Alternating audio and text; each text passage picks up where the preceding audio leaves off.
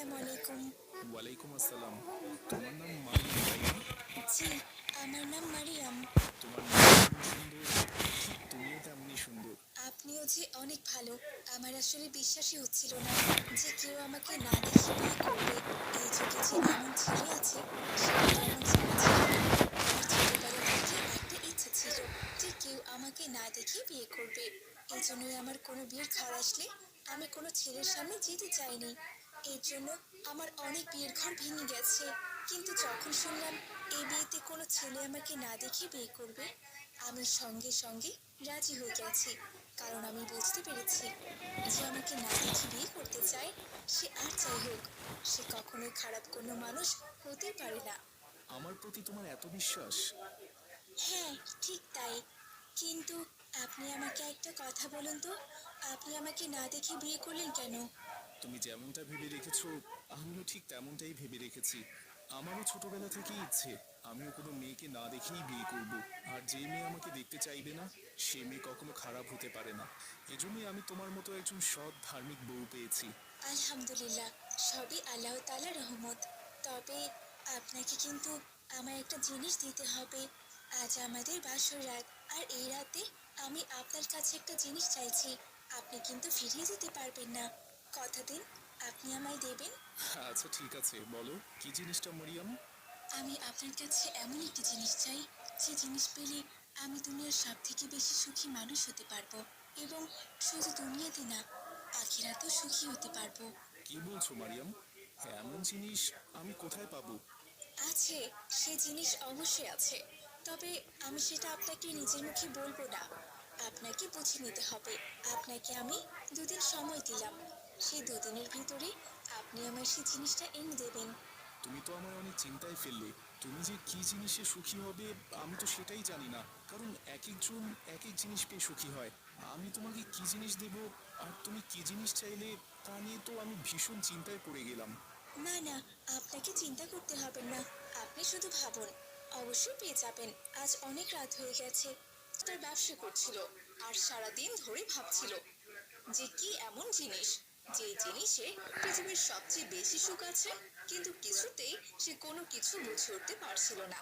রাতের বেলাতেও রিয়া তার দোকান বন্ধ করে ভাবছিল আর তার বাড়িতে ফিরছিল। আমি অনেক ভেবেচিন্তে দেখলাম যে বউ যে জিনিস চেয়েছে আমি তো সেই জিনিস খুঁজেই পেলাম না। এখন আমি বউকে কি জবাব দেব? ভাবতে ভাবতে রিয়া তার বাড়িতে পৌঁছে গেল। সে কলিং বেল চাপলো।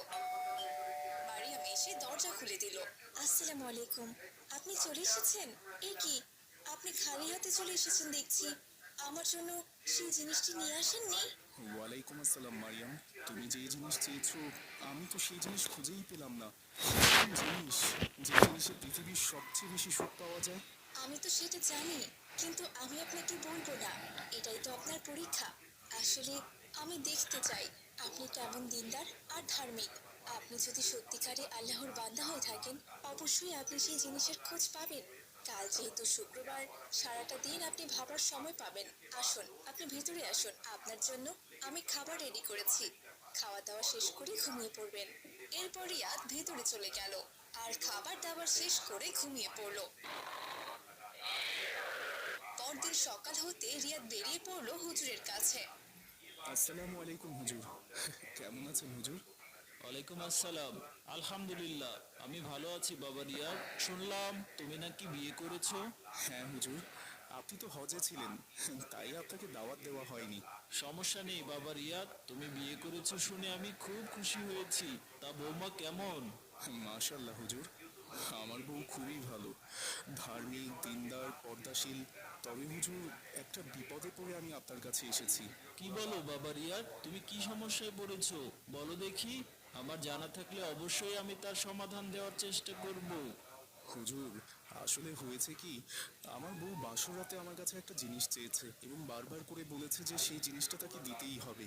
হা হা হা হা হা। বাবা রিয়াদ, বাসরাতে নতুন বউ তো ছোটখাটো কিছু আবদার করবেই। তা তুমি তো বাবা ব্যবসায়ী মানুষ, তোমার টাকা পয়সার তো কোনো অভাব নেই। মাশাল্লাহ, বৌমা যা আবদার করেছে তা পূরণ করে দাও, তাহলেই তো বৌমা খুশি হয়ে যাবে। বাবা রিয়াদ, বৌমা কি জিনিস চেয়েছে? হুজুর, ও আমার কাছে এমন একটি জিনিস চেয়েছে যে জিনিস পৃথিবীর সব থেকে বেশি সুখ বয়ে আনে, শুধু ইহকালে না, পরকালেও সেই জিনিস সুখ বয়ে আনে, কিন্তু আমি অনেক খুঁজেও সেই জিনিসের সন্ধান পাচ্ছি না। হা হা হা। বাবা রিয়াদ, তুমি তো দিনদার ধার্মিক, কিন্তু তুমি যে এত বোকা সেটা আমি জানতাম না। বৌমা যে আবদার করেছে সেটা আমি তোমার মুখে শুনেই বুঝতে পেরেছি। সত্যি বাবা রিয়াদ, ভাগ্য করে তুমি এমন একটা বউ পেয়েছো। বৌমা একদম আল্লাহর খাঁটি বান্দা, সঠিক জিনিসটাই তোমার কাছে উপহার হিসাবে চেয়েছে। কিন্তু হুজুর, কি জিনিস চেয়েছে সেটাই তো আপনি বললেন না। শোনো বাবা রিয়াদ, বৌমা সোনা দানা হিরে মুক্ত জহরত কিচ্ছু চাইনি। সে শুধু উপহার হিসেবে চেয়েছে একটা কোরআন মাজিদ। কোরআন মাজিদ? কোরআন মাজিদ কি করে মানুষের জীবনে সুখ বয়ে আনে? আমি তো জানি ধন দৌলত, টাকা পয়সা মানুষের জীবনে সুখ বয়ে আনে। বাবা রিয়াদ, কোরআন হচ্ছে আমাদের সেই জীবন ব্যবস্থা যে সঠিকভাবে চলবে সেই ইহকালে পরকালে দু জায়গাতেই শান্তি পাবে। যদি কারো কলবে কোরআন থাকে সে কখনোই খারাপ কাজে লিপ্ত হতে পারবে না। সে সব সময় ভালো কাজ করবে আর সঠিক পথে জীবনযাপন করবে।